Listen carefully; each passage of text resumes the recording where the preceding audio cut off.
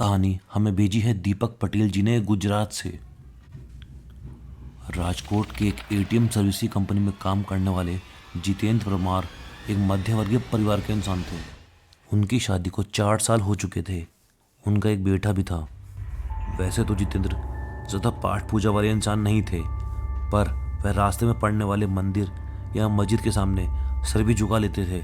जितेंद्र की नौकरी का समय दिन के 8.5 घंटे होता था, पर एटीएम मशीन में फॉल्ट होने के कारण उन्हें रात के किसी भी समय सर्विस देने जाना पड़ता था।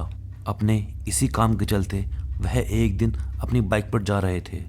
उन्हें शहर से थोड़ी दूर बसे एक रिहायशी इलाके के पास में एटीएम फॉल्ट ठीक करने जाना था। वैसे तो किसी भी एटीएम के फॉल्ट को ठीक करने हमेशा 2 एग्जीक्यूटिव लोग जाते हैं, पर आज के दिन जितेंद्र का पार्टनर बहुत बीमार था, तो सर्विसिंग के लिए उसे अकेले ही जाना पड़ा। एटीएम के पास पहुंचने पर उन्होंने अपनी बाइक को स्टैंड पे लगा दिया। जैसे ही उन्होंने अपनी बाइक स्टैंड पे लगाई, तभी उन्हें वहां एटीएम बूथ पे एक लड़की दिखाई थी। जितेंद्र को यह सब थोड़ा अजीब लगा, क्योंकि रात काफ़ी हो रही थी। लेकिन जितेंद्र ने सोचा कि शायद उसे पैसे निकालने होंगे या फिर वह मशीन ठीक होने का इंतज़ार कर रही होगी। जैसे ही जितेंद्र फॉल्ट ठीक करने के लिए एटीएम मशीन के अंदर जा रहे थे, तभी वह लड़की भी उनके साथ अंदर आने लगी। लेकिन सिक्योरिटी गार्ड ने उस लड़की को बाहर रुकने के लिए कहा। अब जितेंद्र अपना काम कर ही रहे थे, तभी उनकी नज़र एटीएम बूथ पर गई। एटीएम बूथ के बाहर जो उन्होंने देखा, उनके पसीने छूटने लगे। उन्होंने देखा एटीएम बूथ के बाहर खड़ी लड़की एटीएम गार्ड की मुंडी अपने हाथ में लिए खड़ी थी और वह जितेंद्र को लगातार घूर रही थी। यह सब देख जितेंद्र का दिल मुंह को आने लगा और बहुत तेजी से धड़कने लगा। उन्होंने वहाँ से नज़र हटा ली, सोचा कि कहीं उनका भ्रम तो नहीं। अचानक उनके सीनियर का फ़ोन बज उठा। यह फ़ोन वहाँ का फॉल्ट ठीक करने के लिए आया था। कांपते कांपते जितेंद्र फिर से अपने काम पर लग गए। थोड़ी ही देर में उन्होंने एटीएम मशीन का फॉल्ट ठीक कर दिया। लेकिन इस बार एटीएम बूथ के बाहर देखने पर सब कुछ नॉर्मल लग रहा था। वहाँ वह लड़की भी खड़ी थी और उसके पास एटीएम का गार्ड भी खड़ा था।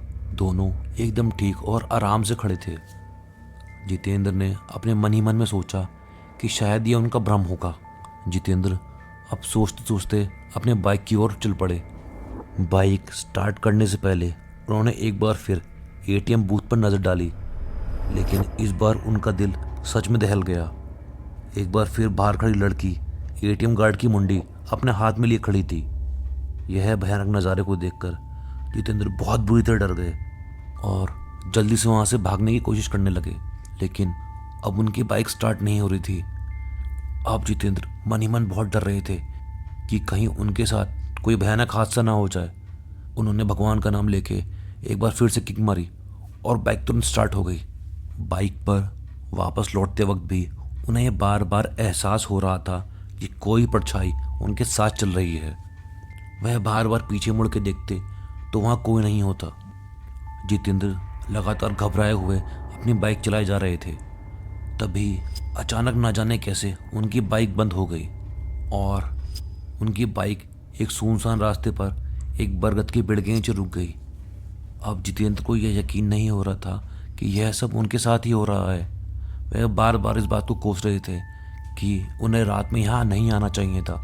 अब जितेंद्र की नज़र बरगद की शाखा से झूलती हुई एक आकृति पर पड़ी।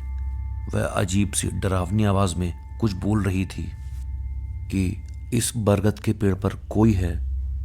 जितेंद्र डरते डरते आसपास देखते हैं, लेकिन उन्हें कुछ नज़र नहीं आता। लेकिन जब वे थोड़ा ऊपर करके बरगद के पेड़ के जड़ की तरफ देखते हैं, तो उन्हें एक आकृति बरगद के पेड़ से झूलती हुई नज़र आती है। उसके हाथ में एक गर्दन थी और वह अजीब अजीब आवाज़ में मन ही मन बोल रही थी। जितेंद्र यह सब देखकर भगवान को याद कर रहे थे। अब उनके हाथ पैर फूल चुके थे, उनसे हिला नहीं जा रहा था। अब उनके पैर वहीं जम चुके थे। जितेंद्र यह देखकर बिल्कुल जल गए थे। वह चाहकर भी हिल नहीं पा रहे थे। वह चिल्लाना तो बहुत चाहते थे, लेकिन ना तो उनके मुंह से चीख निकली और ना ही उनके अंदर हिलने की या भागने की ताकत बची। उन्होंने देखा वह धीरे धीरे जितेंद्र के पास आ रही थी। उसके उल्टे पांव देख के जितेंद्र बेहोश होने लगे। अब जितेंद्र ने अपनी आंखें बंद कर ली और भगवान को याद करने लगे। उन्हें लग रहा था अब यह उनका अंतिम समय है।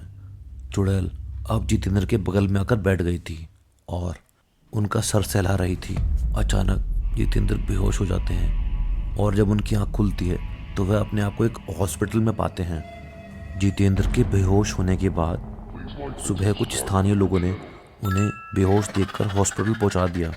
इस घटना के काफ़ी महीनों बाद तक जितेंद्र बेसुध रहे और काफ़ी पाठ पूजा करने के बाद ही उनकी हालत सामान्य हो पाई। अब वे राजकोट छोड़ चुके हैं और एक सामान्य जीवन व्यतीत रहे हैं।